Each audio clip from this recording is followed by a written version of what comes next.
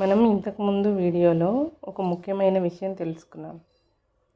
సంఘటన అనేది ఫలితం మాత్రమే, మూల కారణం లోపల ఉంటుంది అని.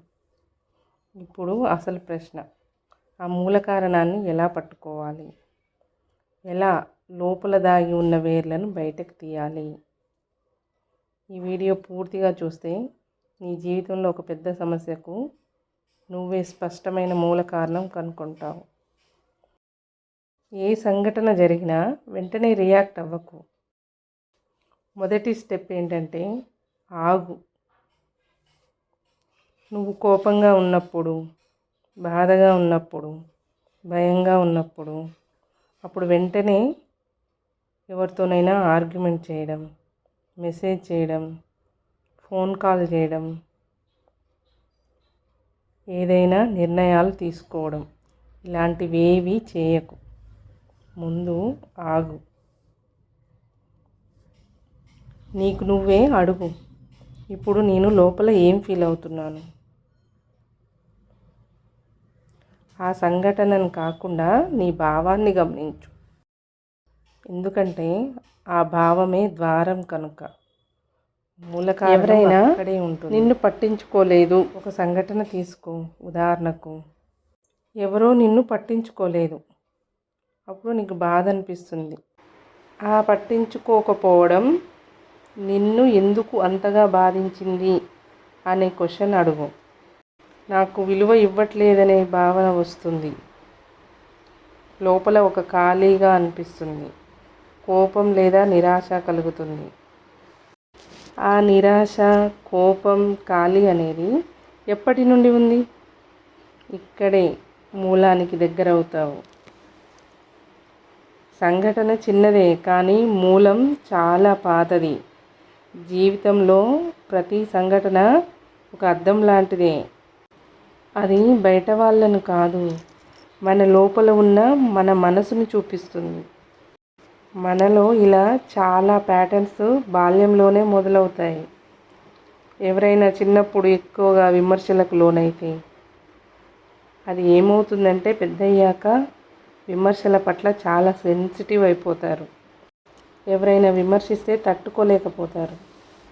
ఎవరైనా చిన్నప్పటి నుండి ఎవరి దగ్గర ప్రేమ దొరకలేదు, తల్లి, తండ్రి, ఇంట్లో ఫ్యామిలీ మెంబర్స్ ఎవరి దగ్గర సరిగ్గా ప్రేమ దొరకలేదనుకోండి, వాళ్ళు చిన్నప్పటి నుండి ప్రేమ కోసం ఎదురు చూస్తుంటారు కదా. అప్పుడు పెద్దయ్యాక వాళ్ళు ఏం చేస్తారంటే అటెన్షన్ కోసం ఎదురు చూస్తుంటారు, అటెన్షన్ కోసం ప్రయత్నిస్తుంటారు. మనం గుర్తుపెట్టుకోపోయినా మన ఉపచేతన గుర్తుపెట్టుకుంటుంది.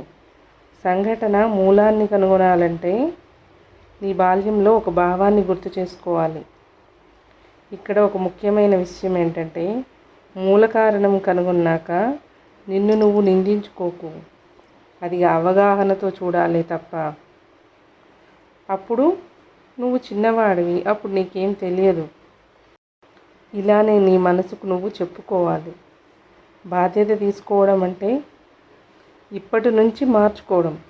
ఇప్పటి వరకు జరిగింది గతమంతా నీకు తెలియకుండా జరిగిపోయింది, కానీ ఇప్పటి నుండి నువ్వు మార్చుకోవాలి. మూల కారణం తెలిసిన తర్వాత స్టెప్ కొత్త ఎంపిక. ఉదాహరణకు, నేను సరిపోను అనే నమ్మకం గుర్తొచ్చిందనుకో, తర్వాతసారి నిర్ణయం తీసుకునేటప్పుడు నీకు నువ్వు అడుగు, ఇది నేను భయంతో ఎంచుకుంటున్నానా లేక విలువతో ఎంచుకుంటున్నానా? ఇక్కడే ఆ పాత ప్యాటర్న్ అనేది ఉంటుంది కదా, అది బ్రేక్ అయిపోతుంది. మూల కారణం తెలిసినప్పుడే స్వేచ్ఛ మొదలవుతుంది. ఈరోజు రాత్రి 10 నిమిషాలు కేటాయించు. నీ జీవితంలో ఎక్కువగా బాధనిచ్చిన ఒక సంఘటన రాయి. తర్వాత దానికి 3 ప్రశ్నలు రాయి. ఇది నాకు ఏ భావం ఇచ్చింది? ఆ భావం నాకు కొత్తదా లేక పాతదా?